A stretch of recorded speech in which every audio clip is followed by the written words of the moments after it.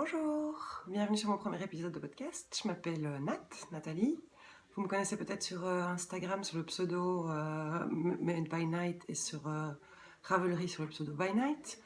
Alors je couds, je tricote, je teins de la laine avec des plantes et j'avais envie de partager tout ça avec vous parce que pendant des années j'ai eu un bloc et puis j'en ai eu marre, j'ai arrêté. Mais ça me manque, ça me démange encore de partager et de communiquer un peu sur toutes mes passions. Donc voilà. Et donc je vais commencer de façon très originale par des projets que j'ai terminés récemment. Et le premier est aussi très original, le pull Herbarium de Nadia Crétin-Lechêne. Je vais vous montrer le patron. Donc voilà, c'est ceci. Mais vous le connaissez, vous l'avez beaucoup vu ces derniers temps. Donc voilà, moi je l'ai fait en jaune-vert, très lumineux. Ben voilà, la couleur là elle est juste. Dans un fil que j'ai teint moi-même avec des feuilles de rhubarbe de mon jardin. Donc voilà, j'ai vraiment bien aimé le tricoter, il est très très chouette à porter. Juste, j'ai manqué un peu de laine, je l'aurais bien fait 5 cm plus long, je fais 1m80, donc souvent les patrons sont un petit peu courts pour moi. Donc voilà, mais pour le reste, j'ai vraiment pas de choses particulières à dire. J'ai tricoté les manches avant de finir le corps, justement pour gérer mon problème de laine. Et puis je suis venue les coudre sur les emmanchures plutôt que de remonter les mailles et de les tricoter tout le long. Alors c'est un fil que j'ai appelé Twinkle Star. J'ai nommé toutes mes laines autour de la nuit, du monde de la nuit. Et c'est un fil qui est composé à 75% de... Oui, je suis belge, hein, donc je vous préviens, il y a des 70 et il y a des 90. 75% de mérinos, 20% de nylon, et alors il y a 5% de stélina bronze, qui au lieu d'être un fil continu, ce sont tous des petits poils, des petits... Mais on va pas du tout les voir. Voilà, on les voit pas du tout. Voilà, mais je trouve que ça donne vraiment vraiment bien. Voilà. Et alors cette teinture à la rhubarbe, je m'attendais à avoir un jaune très très pâle parce que j'avais déjà fait l'expérience l'année passée. Et non, j'ai eu ce vert juste dingue. Probablement parce que le fil n'est pas blanc complètement à la base. Et j'imagine que ça, la couleur obtenue devient plus soutenue. Voilà. J'aime beaucoup ce pull, je le porte beaucoup. Il a juste un énorme défaut pour moi, mais je le savais avant de le faire. C'est la largeur de l'encolure. Il arrive un peu plus loin que les bretelles du soutien.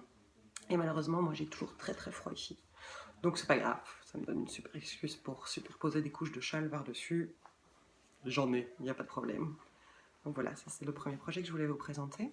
Ensuite, je viens de finir cette semaine et j'adore. C'est les battements de Kershawi, Vanessa et la pivoine noire qu'il avait fait cet été ensemble, qui m'ont donné envie de le faire. C'est le châle Dr. Jekyll et Mr. Hyde. Bon, je peux vous montrer le patron, mais il n'y a pas de photo dessus. C'est ceci. Voilà. J'avais complètement flashé sur ce principe de mélanger une laine fingering sur certaines parties juste en point mousse, et puis d'avoir une dentelle en mohair. Et j'avais justement plein de restes de drops baby alpaga silk et de mohair de drops aussi, qui m'avaient servi à faire ensemble le gilet pomme de pin. Je l'avais fait il y a 2 hivers, je crois. Donc il me restait quelques pelotes et donc je trouvais que l'association tombait plutôt bien. Et donc voilà mon Dr. Jekyll et Mr. Hyde. Il est juste immensissime. Il était déjà très très grand, mais alors au blocage, il est juste devenu encore plus grand. Il est vaporeux, c'est un nuage, il est vraiment splendide. Et alors ce que j'ai fait, c'est, comme dans mon pomme de pin cardigan, j'avais ajouté le fil paillette de Drops aussi, qui est une petite bobine de 1000 mètres de fil glitter, qu'ils appellent. Et donc dans la partie mohair, j'ai mis des paillettes. Voilà, je l'aime vraiment vraiment beaucoup. Et je le trouve splendide. Vraiment, c'est super agréable à porter. Il est tout léger, il est vraiment magnifique. J'adore. Alors moi, je suis pas quelqu'un qui fait des millions de tours de cou avec mes châles. En général, je les porte juste comme ceci, ou vraiment pour du vrai sur les épaules.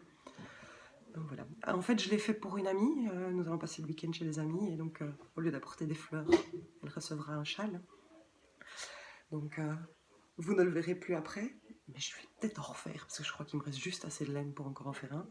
La seule différence que j'ai faite par rapport au patron, qui est vraiment d'une simplicité, il suffit de suivre, et tout va bien, tout est simple, c'est que j'ai fait une bordure en picot pour le rabattre. Parce que je crois que je suis un petit peu maso et que j'ai découvert une nouvelle passion pour les bordures en picot sur les châles. Je trouve que ça rajoute juste la petite touche qui va bien pour le finir.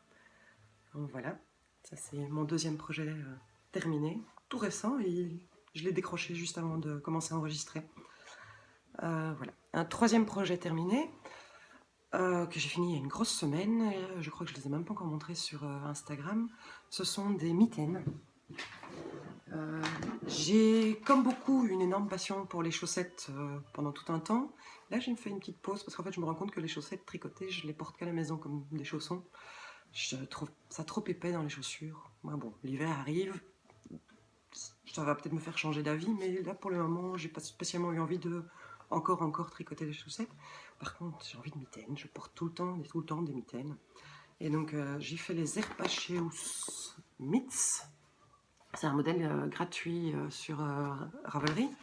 Je suis désolée pour la qualité de l'impression. Je les ai faites dans un reste de laine.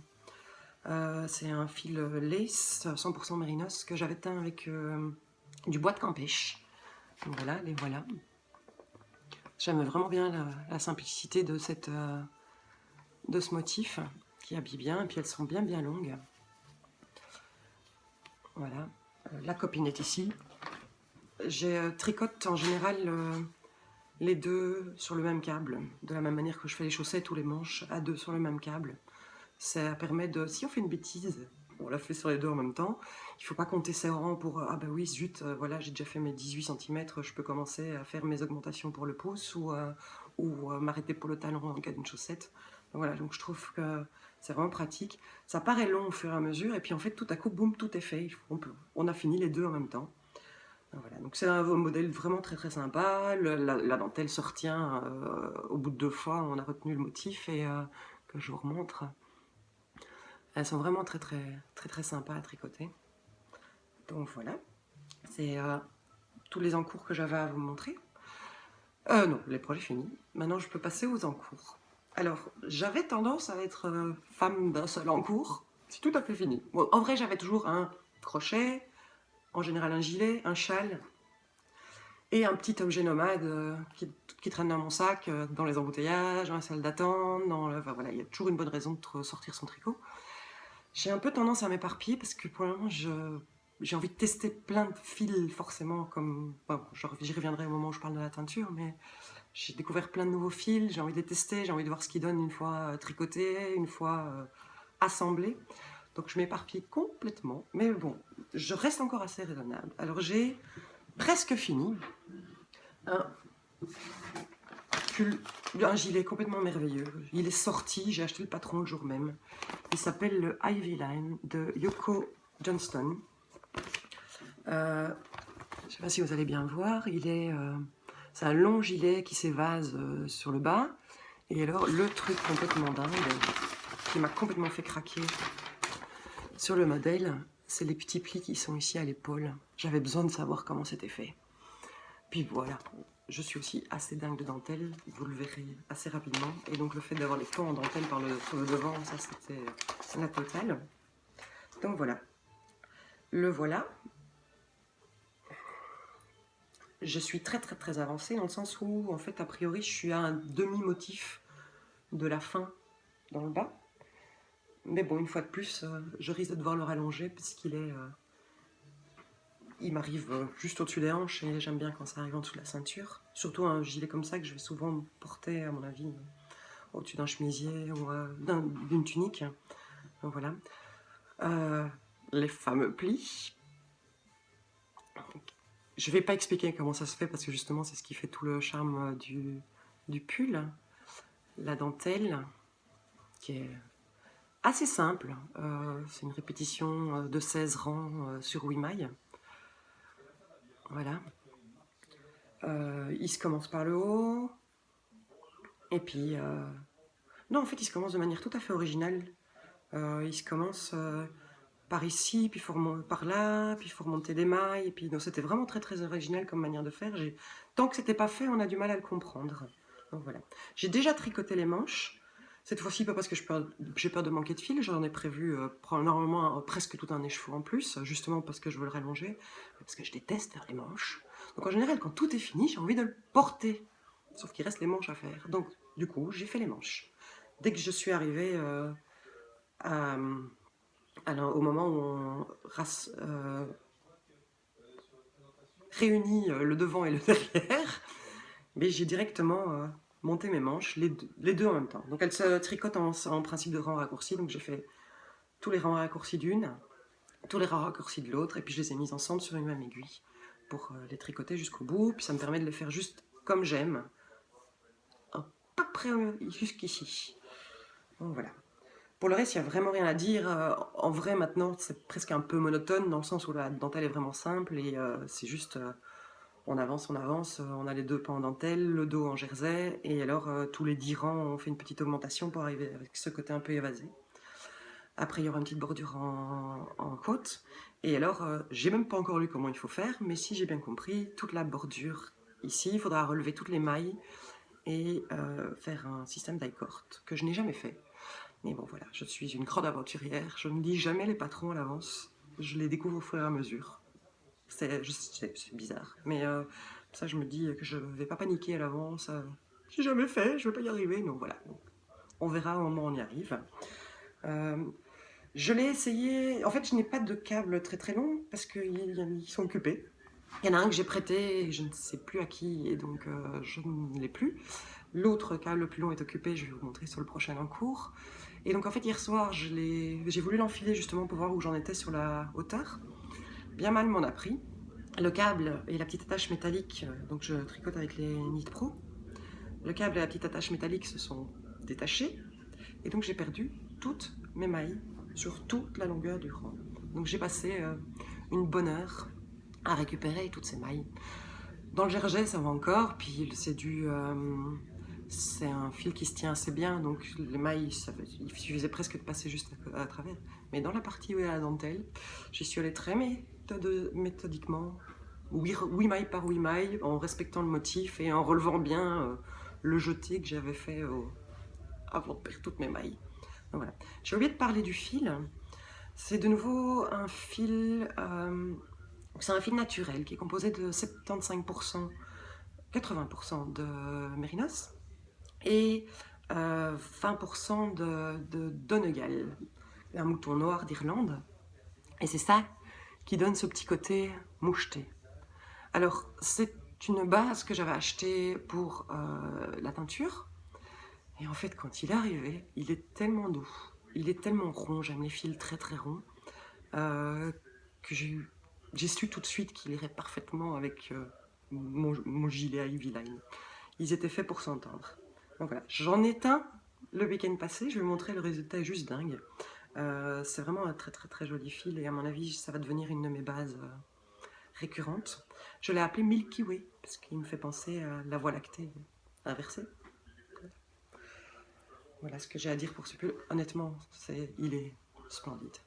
J'ai juste pas parlé du numéro d'aiguille non plus. Il se tricote en 3,5. Vous allez voir, je tricote souvent des fils très très fins. Je jongle entre le 2,5 et le 3,5, parfois du 4. J'aime ça. J'ai quelques très très gros gilets. J'ai fait le Ladies plusieurs fois, le pomme de pin. Je les porte peu en fait, où ça devient plutôt comme des vestes. J'ai pas besoin de gros pulls. En Belgique, il fait pas assez froid pour justifier. Voilà, si j'en ai 5 ou 6, ça suffit amplement pour les quelques balades ou des choses comme ça. Les week-ends en bord de la mer, voilà. Donc ça c'est pour les enfants. Mais j'en ai encore un. Donc comme je vous disais, addiction aux mitaines. J'ai commencé une nouvelle paire de mitaines. Je ne suis pas encore très avancée puisque je suis un peu éparpillée pour le moment. Je les ai commencées cette semaine. Alors voilà, je les tricote toutes les deux sur le même câble, sur le principe du Magic Loop. Mon câble c'est un câble Knit Pro, celui-ci n'est pas du kit interchangeable. C'est le même fil que les mitaines précédentes, c'est un fil lace 100% mérinos que j'ai teint avec des oignons rouges, des pelures d'oignons. J'ai fait cette teinture il y a à peu près 2 ans, c'est une des premières que j'ai faites. J'avais fait un châle avec les 4 écheveaux que j'avais prévus et il me restait une grosse vingtaine de grammes qui convient parfaitement pour une paire de mitaines. Alors là, je ne suis pas de patron, j'ai pas encore du tout décidé ce que j'allais faire. Mais sur les précédentes, il y avait un système de côte 3-1, voilà, qui me plaisait vraiment beaucoup. Et donc en fait, je pense que je vais faire une longue bande, genre d'une dizaine de centimètres, de côte 3-1.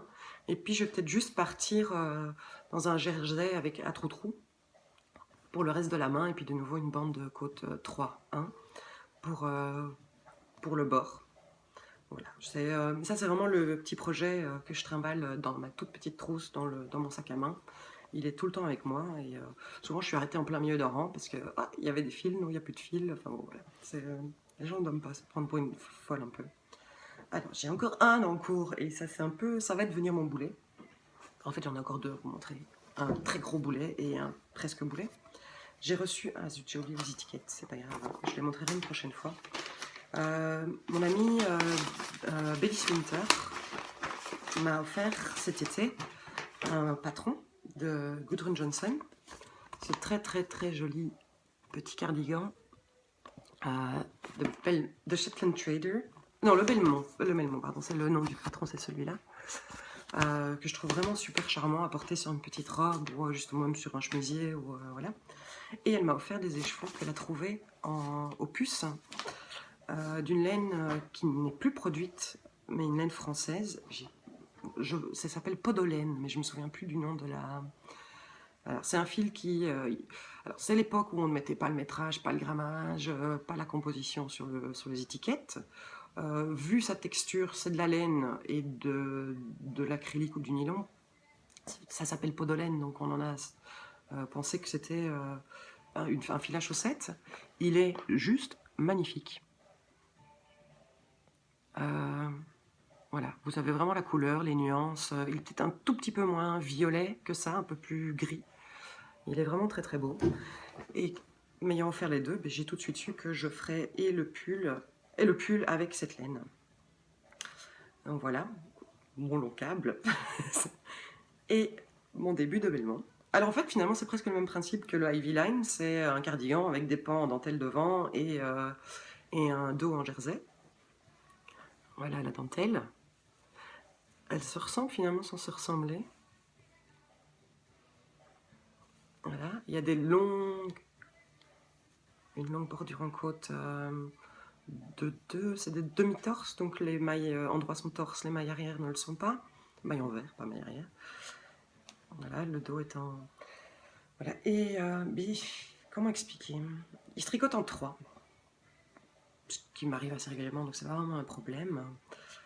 La laine est assez rêche, elle est sale, c'est-à-dire que elle a dû rester des années dans un grenier, donc elle est assez rêche et elle colle un peu au doigt. Je sais que ça partira, elle peut aller en machine, je la laverai peut-être 2 fois, 3 fois, je sais qu'elle va s'adoucir, c'est typiquement le genre de laine qui s'adoucit. D'ailleurs, je me demande, à mon avis, j'avais fait un échantillon que j'ai lavé, mais il n'est pas dans mon petit sac à projet. Et je sais que ça va aller mieux, et j'avais pas envie de laver des écheveaux, j'avais peur que ça les entortille, que ça les amuse plus qu'autre chose, donc je préférais la tricoter telle qu'elle, et puis laver le truc. Mais par contre, c'est vraiment pas agréable à tricoter, et puis au bout de 2, 3, 4 ans, j'ai mal aux mains. Donc, je fais 3 rangs par semaine, puis je le repose, et puis voilà. Et puis, il y a surtout cette espèce d'envie de faire autre chose. Donc, entre-temps, depuis que je l'ai commencé, j'ai fait l'herbarium, j'ai fait 3 ou 4 châles, j'ai commencé l'Ivy Line, les mitaines, donc voilà. Ça, c'était pour le Belmont. Et alors, j'ai un méga super boulet. Je ne sais même pas si je vais le finir un jour. Mais je dois m'obliger à le faire. Il s'agit du Viayante, je ne sais absolument pas comment on peut le prononcer, de Martina Bem. C'est un grand triangle, un châle. C'est un grand triangle comme ceci. Vous voyez, le patron a déjà vécu. Un grand triangle avec une bordure en dentelle. Sauf qu'il n'est pas juste tricoté en aller-retour, il est tricoté en rond, dans le sens où il peut se porter soit en châle, soit en poncho. comme ceci. Et il est très très très très long, et donc ça fait une espèce de longue bande qui peut pendre dans le dos ou sur le côté. Je le trouvais juste complètement extraordinaire. Alors, je le tricote en laine Sweet Paprika. Le fil c'est Arietta, c'est 50% mérinos, 50% soie. La couleur c'est English Ivy. Voilà l'étiquette. C'est la laine que j'ai achetée l'année passée à Québec. Mon mari et moi, on a eu l'occasion de faire un très très beau voyage au Canada. On a fait 3 semaines de voyage au Québec et en Ontario. Et j'avais repéré quelques boutiques de tricot, dont une qui s'appelle... toute petite boutique dans une toute petite ruelle à Québec, un peu excentrée des coins touristiques, mais qui était à 300 mètres de l'appartement que nous avions loué. Et pas de chance. Et donc j'avais prévu de m'offrir un souvenir du voyage. Et j'ai tout de suite trouvé mon bonheur dans cette boutique qu'on a découverte le 2e jour de notre voyage. Et donc j'avais le coloris Ivy Line, c'est ce splendide vert. Il y a 1000 mètres par écheveau, et c'est mon 2e écheveau. Donc j'ai déjà tricoté plus de 1000 mètres. Et j'en suis, donc voilà, le trou pour passer la tête. On commence par faire un triangle au point mousse, avec des augmentations autour d'une maille centrale. Et puis, à un certain moment, il y a un an, je me souviens plus tout à fait, on réunit, et là on part en jersey permanent. On tourne en rond en jersey, tout le temps, tout le temps, tout le temps. En tous les X rangs, on augmente d'un côté et on diminue de l'autre, pour obtenir cette forme triangulaire. Alors, de nouveau, mon câble est un peu trop petit pour que je vous montre exactement ce que ça donne. La matière, enfin, le tombé, c'est juste extraordinaire. J'adore, j'adore, j'adore. Il va être splendide. C'est pour ça que je me force à essayer de le finir. Mais j'aime pas faire juste du jersey. Je déteste faire du jersey. Là, au stade où j'en suis, je crois que je suis à 550 mailles sur mes aiguilles. Et ben voilà, je m'ennuie. Alors j'essaye de me forcer. Nat, tu fais un rang. Ben non, je le fais pas. Alors c'est devenu aussi un de mes projets nomades, dans le sens où je participe à de nombreux marchés artisanaux pour mes créations couture, et maintenant pour les laines teintes aussi. Et en fait, ça c'est parfait comme projet à avoir sur les marchés, dans le sens où justement ce n'est que du jersey, je ne dois pas réfléchir où j'en suis, et donc entre les gens qui se baladent, quand il n'y a pas de client qui est près de mon stand ou quoi, je tricote, j'avance un peu, et puis je peux le poser, je peux le jeter par terre, il n'y a aucun souci.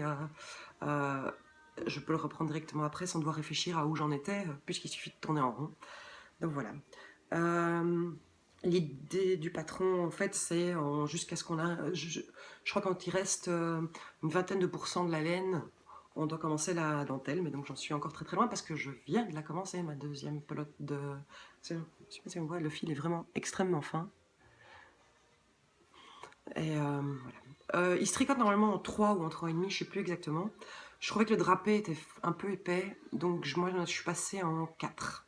J'ai essayé aussi un moment, bon j'ai fait plein d'essais au fur et à mesure pour essayer d'aller un peu plus vite. Je l'ai tricoté un moment en 4,5, mais c'était trop ouvert, donc ça j'ai défait et c'était trop aéré. Donc voilà, donc je le tricote en 4. J'ai pas grand chose d'autre à dire. Ce fil est splendide, enfin, c'est vraiment magnifique. J'en avais acheté, donc j'ai acheté ces 2 écheveaux là, et j'avais acheté 2 écheveaux d'une autre couleur qui m'ont permis de faire un pull. Alors je suis la reine des trous de mémoire, donc je vous montrerai une autre fois. Hein. Il est très très beau, il est sur ma photo de profil de Ravelry et d'Instagram si vous êtes curieux. Voilà. Voilà, c'est vraiment un très très très beau fil. Et alors il m'en reste aussi encore d'autres couleurs qui vont être probablement transformées en châle pour le calquis des staches. Mais je ne sais pas si c'est très raisonnable parce que je passe au projet. Parce que je viens de me lancer un énorme défi il y a 3 jours. J'ai tout à coup décidé que j'allais me faire un pull Il Grande des Favoritos. Qu'on ne me présente plus. Voilà, que je n'ai jamais fait. Mais voilà, je suis complètement fascinée par toutes ces associations de... je ne vais pas le faire de manière très originale, je vais le faire comme tout le monde, ou presque, en drops brush alpaga silk et en drops alpaga. Je suis une grande amatrice de drops. Je trouve que leurs fils sont vraiment qualitatifs par rapport au prix, et puis la gamme de couleurs est juste dingue. Donc voilà, donc je vais me faire un Il Grande Favorito. Donc l'idée c'était quand même normalement de le faire après le Heavy Line. Sauf que vraiment en relisant le patron et tout, et puis en voyant tous les millions de possibilités d'associations de couleurs qui existent, j'ai pas su choisir une seule association de couleurs. Donc j'ai décidé que j'en faisais un pour ma maman et pour ma belle-sœur pour Noël. J'ai pas encore le fil.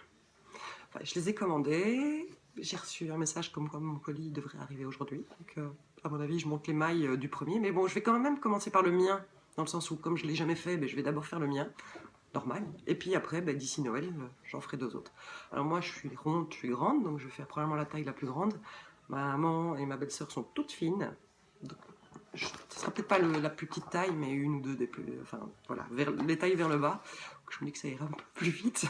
On verra bien, on croise les doigts. Mais donc, je vais avoir 3 Il Grande Favorito sur mes aiguilles d'ici 6 semaines. 5 semaines, 6 semaines. On ne compte pas. Non, 8 semaines, 10 semaines. Oh non, j'ai encore plein de temps, ça va aller. Voilà. Ça, c'est un de mes projets. Et puis alors, au mot de projet, dans les cadeaux de Noël aussi, l'année passée, j'avais offert un bonnet à mon frère qui était un tout petit peu petit. Donc, ma belle-sœur le lui a piqué. Donc, je vais lui refaire un bonnet. J'ai complètement flashé sur ce modèle. Là, on voit bien sur la photo de derrière. Il est tout simple, tout sobre, et j'aime beaucoup, beaucoup, beaucoup tricoter les torsades, donc ça va beaucoup me plaire. C'est un modèle gratuit sur Ravelry. Je vais le faire dans un fil que je teins, que j'ai appelé 100% wool, parce qu'il est juste 100% laine. C'est un fil, c'est entre la fingering et la DK, qui se tricote entre 3,5 et 4. Donc voilà, et ce modèle-ci se tricote en 4, donc à mon avis ça devrait convenir. Et alors, ce patron va de taille enfant à taille adulte, et je ferai la plus grande taille pour être sûr. On fera une grosse tête. Donc voilà, ça c'est pour les projets, mais bon, j'ai de quoi faire, j'ai vraiment de quoi faire. J'ai encore un autre gros en cours qui n'est pas en tricot, qui est en crochet, que je voulais vous montrer parce qu'en fait, Moira a lancé son cal, on finit ses encours. Je pourrais décider de finir le VINT pour le cal, mais ça va pas du tout être possible, parce que je crois qu'il me reste au moins 4 semaines de tourner en rond, et là non, c'est fini, je ne veux plus. Donc, j'ai commencé il y a une grosse année, une immense couverture au crochet, qui est à l'envers. Voilà. Vous voyez bien le motif. Alors je ne sais plus du tout, j'ai fait un mix de modèles, de trucs entre plusieurs modèles gratuits trouvés, c'était super clair comme phrase, de plusieurs modèles de Ravelry. J'ai fait un mix pour trouver le carré que j'avais moi envie d'avoir. C'est juste tout le temps le même carré, tout le temps de la même couleur, sauf qu'il y a 3 carrés orange dans le truc. Alors pour le moment, elle fait... Vous voyez, les carrés sont assez grands, ils font plus ou moins 14 sur 14 cm. Elle fait 11 carrés sur 9 pour le moment, donc je suis en train de faire les 2 dernières bandes de front. Il faut que je trouve le bon côté. Voilà. A priori, pour arriver à 11-11, il me manque plus que 2 carrés sur 2, 4, 5. Donc il me manque plus que 10 carrés, j'arriverai à un carré de 11-11. J'en ai un qui est presque fini, que je ne dois plus que rattacher. En fait, je les attache au fur et à mesure. En faisant mon dernier rang, je viens piocher dans les mailles correspondantes du carré qui est juste en face. Et j'attache tout au fur et à mesure parce que je déteste coudre. C'est le con pour une couturière. C'est-à-dire que je déteste tout ce qui se fait juste avec une aiguille et un fil. Donc, j'aime pas ça, l'assemblage, assembler les tricots, je trouve que ça prend un temps fou, je suis pas assez précise à mon goût, donc voilà. Donc celui-ci est prêt à être attaché. Alors, je fais ça avec, c'est une laine qui s'appelle Knitting for Children. C'est un fil 100% mérinos que j'ai acheté l'été 2015 sur le site Dolce Lana, donc DOLCE lana.be. C'est une boutique à Anvers, ou du côté d'Anvers, qui vend ça à 1 € la pelote. Il y en a encore plein, foncez. Il n'y a pas beaucoup de choix de couleurs. J'ai fait le gilet portage l'été passé avec ce fil, parce que j'avais envie juste de faire le gilet portage parce qu'il était très beau et qu'il m'intriguait dans sa construction, mais parce que je voulais un gros gilet doudou, justement, pour quand je suis à la maison et compagnie. C'est pas... Donc je ne l'ai pas fait dans un très beau fil, parce que pour moi, ça c'est un peu terne, ça manque un petit peu de vie comme couleur. Parfait pour ma couverture, en fait, ma chambre... tout est dans le ton gris, orange et noir, donc elle va être très lumineuse dans la pièce. Et, donc voilà. Donc c'est un fil tout rond, très chouette. Il va pas faire le point, c'est pas grave. Très, très agréable à tricoter, mais enfin voilà, je trouve qu'il manque un peu de vie dans la couleur et dans les nuances. Et c'est le même pour les autres couleurs qui sont proposées. Mais voilà, il est parfait pour ma couverture. Elle m'a pas coûté grand chose finalement, puisqu'avec une pelote de 50 grammes, je fais entre 4 et 4,5 carrés. 4, 4 carrés, 4 carrés et demi. Et, alors, voilà. Il me reste, après celle-ci, il me reste 24 pelotes. Donc je voulais réfléchir si j'avais encore la possibilité de refaire un 12e rang de chaque côté pour faire une couverture de 12 par 12. Mais je veux aussi essayer de faire une espèce de petite bordure, peut-être juste une maille de bride et puis des petites crelettes, crelettes. Donc je suis bruxelloise, hein, donc il y a des mots, voilà, il y a des dictionnaires qui existent. Une crelette, c'est une espèce de boucle, mes cheveux. Voilà. Donc ça c'est pour mes encours. Et donc la couverture, comme elle est pas loin d'être finie, alors, si je me pousse un peu à faire un carré par jour, je devrais pouvoir la finir d'ici le 18 décembre, parce que je pense que c'est ça la date limite du cal de Moira des Aiguilles du Nord. On finit ses encours. Donc voilà, ça c'est tout pour ce qui est en cours, pour ce qui est tricot et crochet. Alors, je vous ai dit au début que je couds aussi. J'ai pas grand chose à vous montrer pour le moment en couture, dans le sens où pour le moment j'ai pas envie de coudre. Voilà, c'est assez simple. Je couds quasi tous mes vêtements depuis presque 10 ans. J'ai très peu de vêtements achetés. Je couds pour mon mari, je couds des chemises. Alors j'ai complètement frappadingue, j'aime coudre des chemises. Voilà, c'est une chemise que j'ai faite. Je l'ai déjà faite 4 fois parce que quand j'aime un modèle, je fais le modèle. Voilà, c'est un modèle Burda de 2010 ou quelque chose comme ça. Donc voilà. Je couds aussi en fait de manière professionnelle, dans le sens où en activité complémentaire, je participe donc à des marchés artisanaux et j'y propose des créations pour enfants. Surtout, je propose des sacs, des mitaines en dentelle, des bavoirs, des doudous, des ranges pyjamas, des petits paniers de rangement et tout ça. Et donc depuis 7 ans, 8 ans maintenant, je fais des marchés artisanaux assez réguliers à travers toute la Wallonie et Bruxelles. Et dans le cadre de cette activité aussi, j'y ai ajouté ma nouvelle obsession, la teinture de laine. J'ai commencé à peu près il y a 2 ans, donc pour moi, où j'ai fait des essais, donc je fais exclusivement avec des plantes et des insectes dans le cas de Cochini. Et j'ai commencé très basiquement avec des pelures d'oignons, avec les fougères du jardin, les orties du jardin, la rhubarbe du jardin, et puis tel arbre au fond il est dans tel guide. Enfin voilà, je me suis acheté un bouquin de botanique tinctoriale dans lequel il y a les plantes de nos régions qui ont servi depuis la nuit des temps en teinture et la gamme de tons qu'on peut obtenir. Souvent ça va du beige au vert, plutôt kaki, en passant par le gris, le noir, voilà.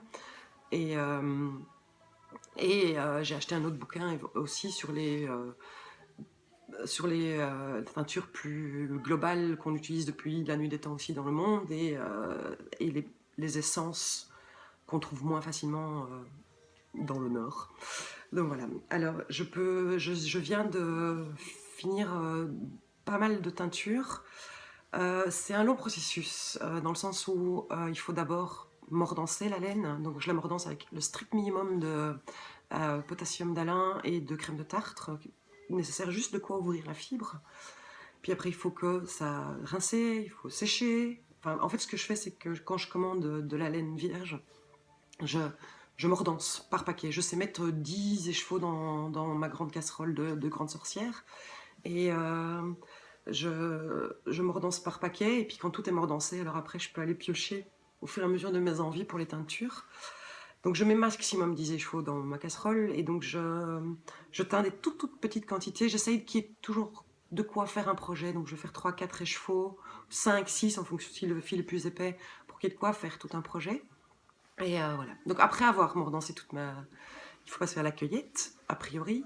Donc, si c'est des plantes d'ici, mais en gros, pour pouvoir teindre une dizaine d'échevaux, il faut remplir à ras-bord ma grande casserole de feuilles ou de branches ou de quelle que soit en fonction de la plante, la partie de la plante qu'on utilise. Puis il faut tout hacher.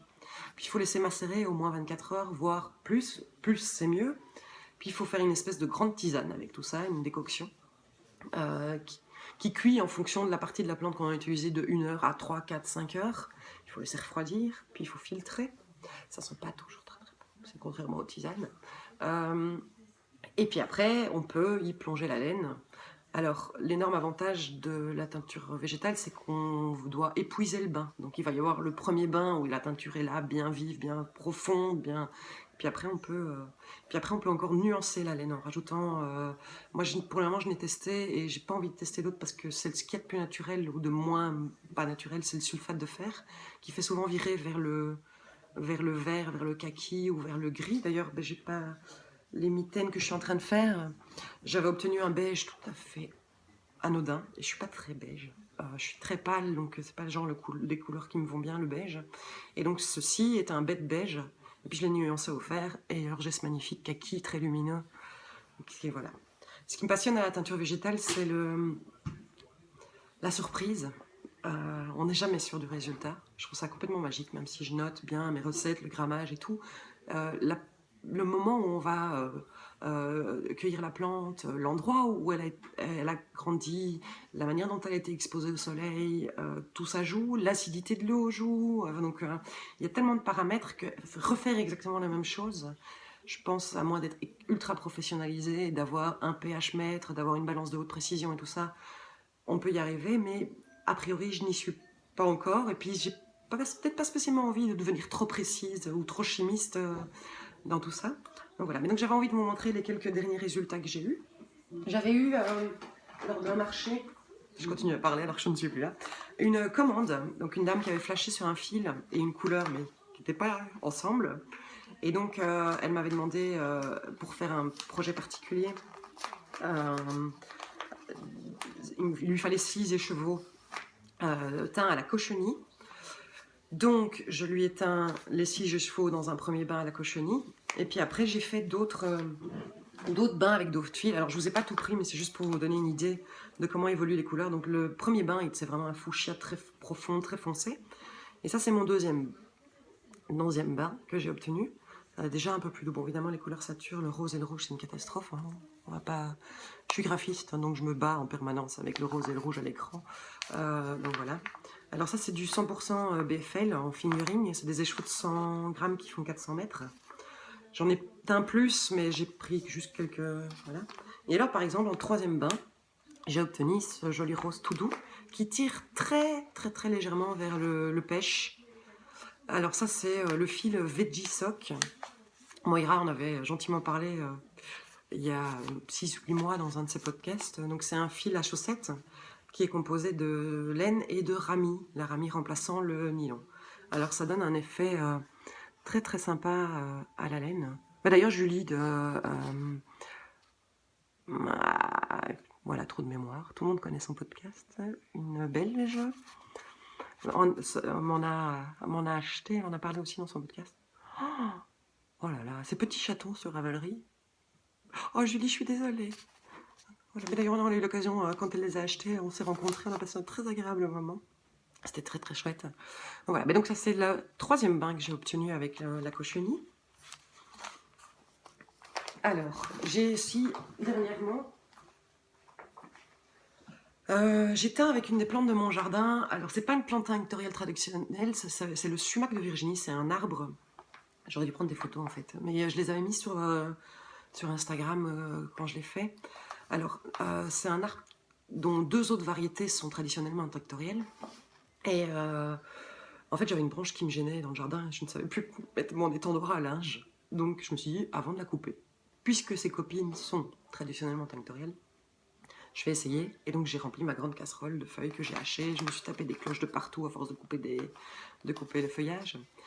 Et j'ai fait ma teinture et je m'attendais à obtenir quelque chose de beige, beige foncé, comme annoncé dans le bouquin pour les variétés cousines. Et dans le bouquin, il est spécifié que ce n'est intéressant que si c'est nuancé au sulfate de fer, puisque ça devient un splendide gris, tendance presque noire. Donc je me dis, bah, génial, parce qu'en fait, obtenir des couleurs très très soutenues en teinture végétale, c'est pas évident. Et donc, j'ai fait ma teinture. Le jus était splendide. Je sais pas comment expliquer, il est plus ou moins opaque, plus ou moins épais. Il varie vraiment en fonction des plantes.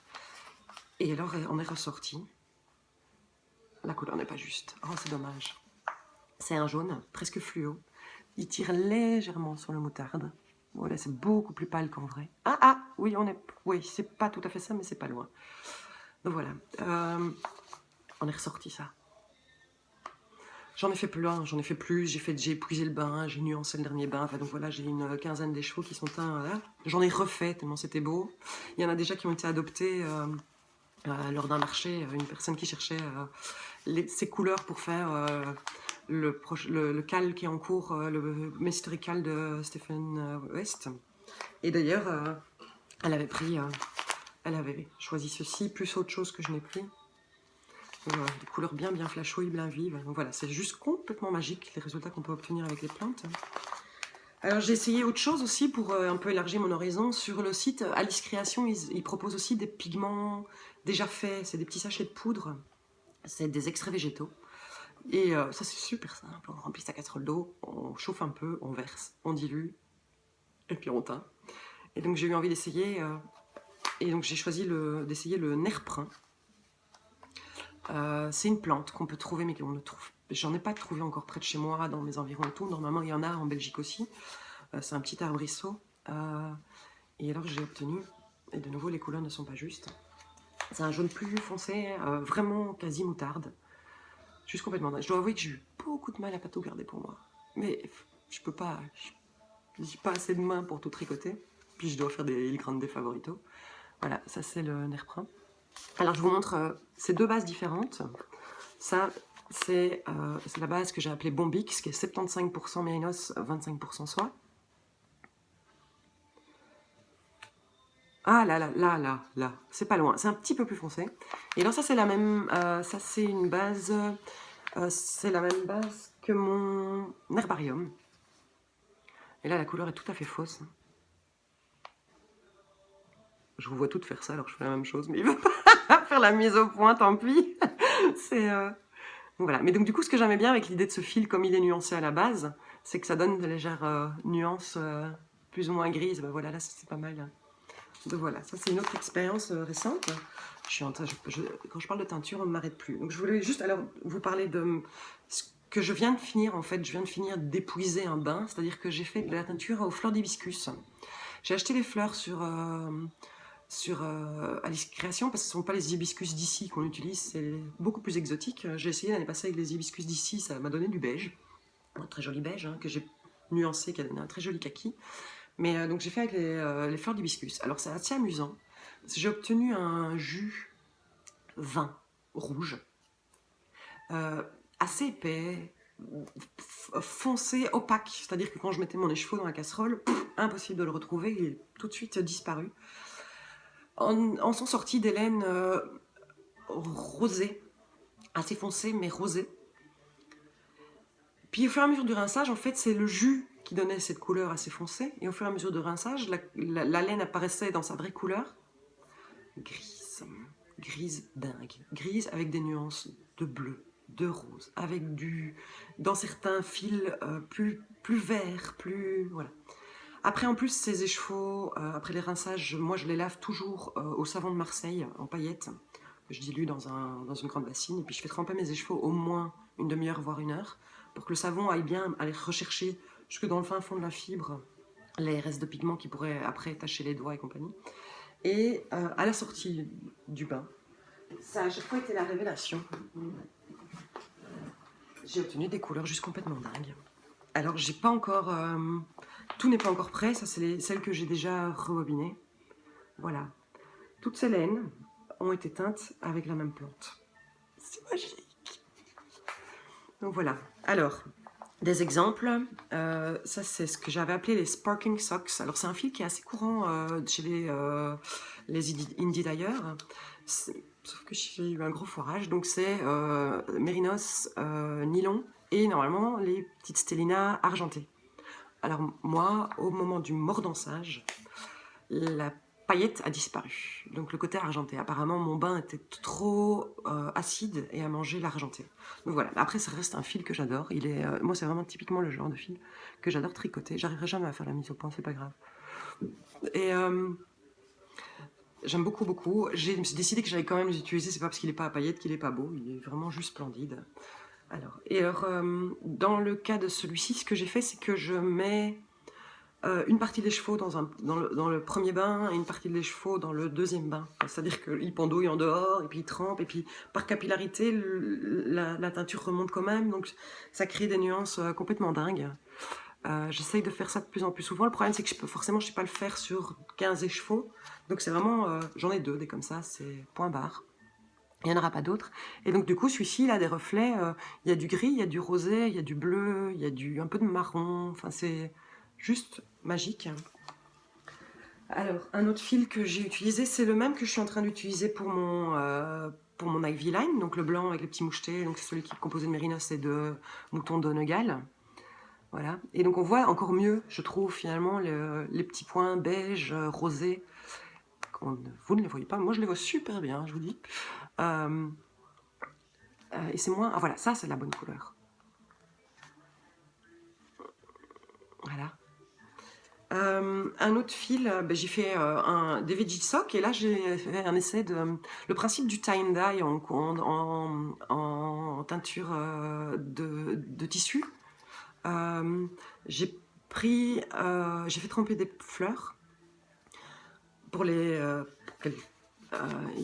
qu'elles s'humidifient en fait puisqu'elles sont séchées. J'ai fait tremper des fleurs et puis après j'en ai mis plein dans mon écheveau que j'ai replié sur lui-même, que j'ai resserré, que j'ai ligoté. Et je les ai mis au-dessus de la casserole pour dans une petite épuisette, pour qu'il chauffe, parce qu'il faut que ça cuise beaucoup, et à la vapeur. Voilà, je fais de la cuisson à vapeur de laine.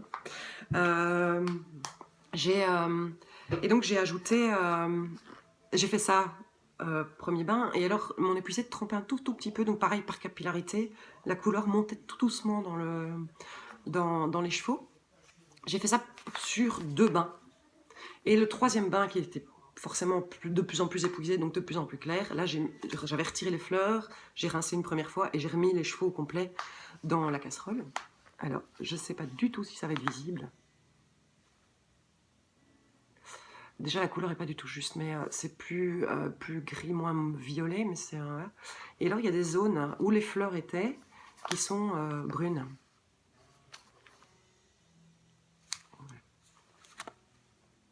C'est difficile. Hein. Oh, je vous comprends maintenant. Voilà, j'en ai fait 2. Je vous dis, je travaille en série super limitée. Mais je m'amuse tellement. Voilà, alors un autre écheveau encore à vous montrer qui a donné encore tout à fait autre chose. Je vais le montrer en comparaison avec les autres qui sont plus gris. Celui-ci reste un peu violet. Ça, c'est un écheveau 100% laine. C'est un fil, c'est celui dont je parlais pour faire le bonnet de mon frère, qui est entre le fingering et le déca.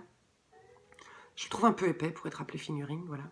C'est une laine, celle-ci c'est de la laine française. Qui est assez douce. Franchement, moi, je la trouve vraiment... Les gens qui ne supportent pas la laine n'aimeront pas, mais moi, je la trouve vraiment agréable. J'aime vraiment bien. Je l'ai déjà tricoté en fil plus épais. Je m'étais fait un pull l'année passée, je crois que je ne l'ai jamais montré à personne. C'est nul. Je vais le ressortir. Et que j'avais teint avec du bois de campèche à l'époque.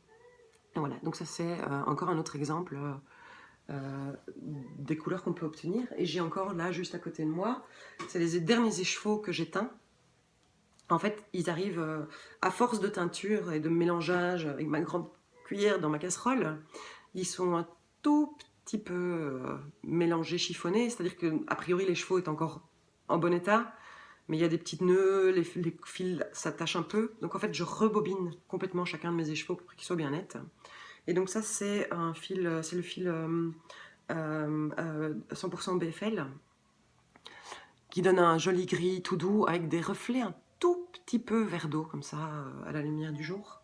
C'est ça que j'ai oublié de préciser, c'est qu'en plus, la teinture végétale, en fonction de la lumière, que ce soit la lumière artificielle, que ce soit un néon, que ce soit une ampoule économique, que ce soit une bonne vieille ampoule incandescente, que ce soit le soleil, que ce soit à l'ombre, la couleur est à chaque fois différente. C'est juste complètement passionnant, quoi. Le LED donne encore un autre résultat. Et voilà. Et donc ces écheveaux-ci, par exemple, si je les, quand je les pende d'abord dans une pièce un peu buanderie comme ça, pour quand je laisse égoutter le maximum d'eau, dans cette pièce-là, c'est encore des vieilles ampoules incandescentes.